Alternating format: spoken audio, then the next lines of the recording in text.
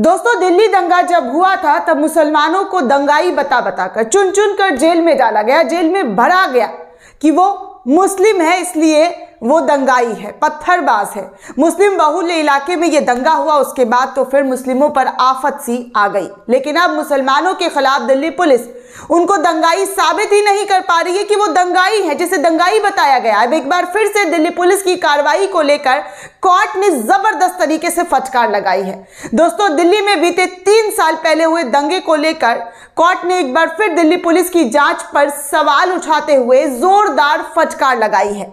2020 में दिल्ली के उत्तर पूर्वी क्षेत्र में हुए सांप्रदायिक दंगों से जुड़े एक मामले की जांच पूरी नहीं कर पाने पर कोर्ट ने दिल्ली पुलिस को फटकार लगाते हुए जल्द से जल्द जांच रिपोर्ट पेश करने का आदेश दे दिया है। आपको बता दें दोस्तों कि करकरजुमा कोर्ट के अतिरिक्त सत्र न्यायाधीश पी परमाचला की अदालत ने संबंधित पुलिस आयुक्त को तलब करते हुए कहा कि उत्तर पूर्वी दिल्ली में हुए सांप्रदायिक दंगों को 3 साल हो गए, लेकिन उस समय एक व्यक्ति द्वारा दी गई शिकायत की जांच अभी तक पूरी नहीं हो पाई है। कोर्ट में बहुत बार सुनवाई होने के बाद भी पुलिस की रिपोर्ट लापता है, गायब है। 3 साल हो गए हैं और आप कोर्ट के सामने रिपोर्ट ही नहीं पेश कर पा रहे हैं और ना ही जांच प्रक्रिया की कोई जानकारी आप दे पा रहे हैं। ये अपने आप में एक चौंकाने वाली बात है। दोस्तों, कोर्ट ने खजूरी खास थाने में दर्ज मामले की सुनवाई करते हुए पुलिस से कहा है कि जांच अधिकारी शिकायत के प्रति इतने उदासीन क्यों है भैया। 3 साल में भी जांच पूरी नहीं कर पाए।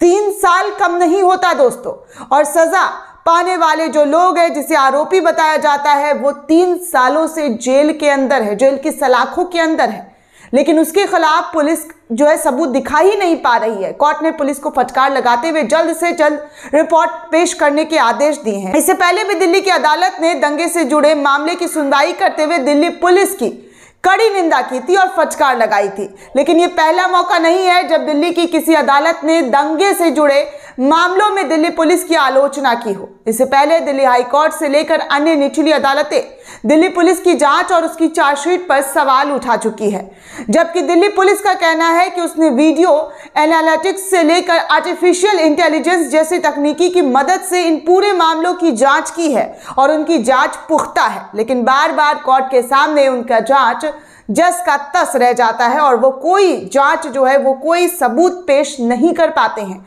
केंद्रीय गृह मंत्री अमित शाह खुद संसद भवन के अंदर दिल्ली पुलिस के काम की सराहना कर चुके हैं। ऐसे में सवाल उठता है कि अदालतें दिल्ली पुलिस की आलोचना क्यों कर रही है, जब गृह मंत्री बार बार तारीफ करते हैं दिल्ली पुलिस की। तो दिल्ली के उत्तर पूर्वी इलाके में 23 फरवरी 2020 को शुरू हुए दंगे में कुल 53 लोगों की मौत हुई और सैकड़ों लोग जख्मी हो गए। इसके साथ ही कई लोगों के घरों और दुकानों को नुकसान पहुंचा। इस बीते 7 दशक में दिल्ली में हुआ सबसे बड़ा हिंदू मुस्लिम दंगा कहा गया। दिल्ली पुलिस पर आरोप लगे कि उसने दंगे को रोकने के लिए पर्याप्त कदम नहीं उठाए। अदालतों में दिल्ली पुलिस के अधिकारियों से जवाब मांगे गए।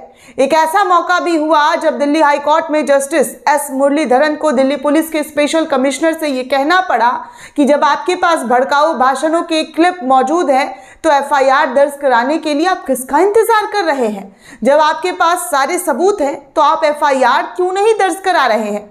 कोर्ट में यह भी कहा गया था कि शहर जल रहा है तो कार्रवाई का उचित समय कब आएगा?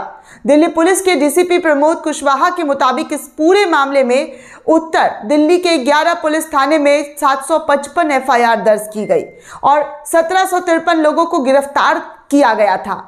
और तो और दोस्तों, 2021 के साल की शुरुआत में दिल्ली पुलिस ने एक आरटीआई के जवाब में बताया था कि 27 जनवरी 2021 तक 557 लोगों को जमानत दी गई और कुल 300 मामले में चार्जशीट दाखिल की गई। लेकिन पिछले कुछ महीने में दिल्ली की तमाम अदालतों ने दंगे से जुड़ी, या यूं कहें कि 2021 से लेकर 2023 आ गया है, इन बीच दिल्ली पुलिस के काम को अदालतों ने जबरदस्त तरीके से फटकार लगाई है। उनसे जुड़ी याचिका की सुनवाई करते हुए दिल्ली पुलिस को आड़े हाथ लिया है कोर्ट ने। दिल्ली के उत्तर पूर्वी इलाके गोंडा में रहने वाले मोहम्मद नासिर दंगों के दौरान घायल हो गए थे। नासिर ने अपनी याचिका में आरोप लगाया था कि उन पर हमले हुए थे और एफआईआर दर्ज करने की बजाय भजनपुरा पुलिस स्टेशन के अधिकारियों ने उनकी शिकायत दूसरी एफआईआर के साथ जोड़ दी, जिसका उन पर हुए हमले से कोई लेना देना नहीं था, कोई ताल्लुकात नहीं था। नासिर के वकील महमूद पराचा ने बीबीसी से बात करते हुए बताया कि जिस एफआईआर के साथ पुलिस ने नासिर की शिकायत को जोड़ा उसमें अभियुक्त मुसलमान है और पीड़ित भी मुसलमान है। महमूद पराचा ने जो हलफनामा अदालत में दाखिल किया था उसमें कहा गया कि पुलिस नासिर पर हुए हमले की शिकायत पर एफआईआर दर्ज करने से बचती रही, जबकि नासिर ने हमलावरों को नामजद किया था। इस मामले में अतिरिक्त सत्र न्यायाधीश विनोद यादव ने मामले की सुनवाई के बाद दिल्ली पुलिस पर 25,000 रुपए का जुर्माना तक लगाया था। दोस्तों, इसी आदेश में जज विनोद यादव ने दिल्ली पुलिस कमिश्नर से उस वक्त कहा था कि वो नासिर के मामले की जांच करने वाले पुलिस अधिकारियों के ऊपर कार्रवाई करके अदालत को इसकी सूचना दे। जी हाँ दोस्तों, अदालत ने ऐसे कदम भी उठाए, ऐसा मौका भी आया, ऐसा वक्त भी आया जब दिल्ली पुलिस पर जुर्माना तक ठोका गया। अदालत ने अपने आदेश में कहा था कि नासिर के मामले में दिल्ली पुलिस की जांच बेढंगी, लापरवाह और हास्यास्पद है। ये अदालत के बयान थे जो दिल्ली पुलिस को लेकर दिए गए थे कि दिल्ली पुलिस की जो जांच रिपोर्ट है वो बेढंगी है, लापरवाह है और हास्यास्पद भी है। आदेश में यह भी कहा गया कि नासिर ने जिन लोगों पर हमले का आरोप लगाया है, पुलिस के अधिकारियों ने उनका बचाव करने के रास्ते बनाने की पूरी कोशिश की है। दिल्ली हाई कोर्ट ने इस मामले में ट्रायल कोर्ट द्वारा लगाए गए 25,000 रुपए के जुर्माने को भरने की समय सीमा 15 नवंबर 2021 तक बढ़ा दी थी। दोस्तों, दिल्ली हाई कोर्ट ने दंगे के दौरान मारे गए दिल्ली पुलिस के हेड कांस्टेबल रतन लाल की हत्या के मामले में भी 5 अभियुक्त को आरिफ, शहबाज, फुरकान, सुबलीन और तबस्सुम को जमानत दी है। कोर्ट ने जमानत देते हुए ये कहा था कि लोकतंत्र में विरोध प्रदर्शन करना और अपनी असहमति व्यक्त करना एक इंसान का मौलिक अधिकार है। और इसी बात को उन्होंने सुनते हुए, ये बात कहते हुए, अपने अल्फाज सुनाते हुए इन तमाम लोगों को, जिस पर रतन लाल कांस्टेबल जो है जिनकी हत्या हो गई थी इस दंगे में, उसको लेकर इन पर आरोप लगा था कि इन्हीं लोगों ने ये तमाम चीज़ें की हैं, लेकिन कोर्ट ने इन लोगों को रिहाई दे दी। कोर्ट ने पुलिस को आड़े हाथों लेते हुए कहा कि अधिकार इस्तेमाल करने वालों की कैद को जायज ठहराने के लिए अधिकारी के प्रयोग मात्र को हथियार की तरह इस्तेमाल नहीं करना चाहिए। जस्टिस सुब्रमण्यम प्रसाद ने भी कहा था कि भारतीय दंड संहिता की धारा 139 को विशेषता जब उसे धारा 302 के साथ पढ़ा जाए, सामान्य आरोपों और स्पष्ट सबूतों के आधार पर लागू नहीं किया जा सकता।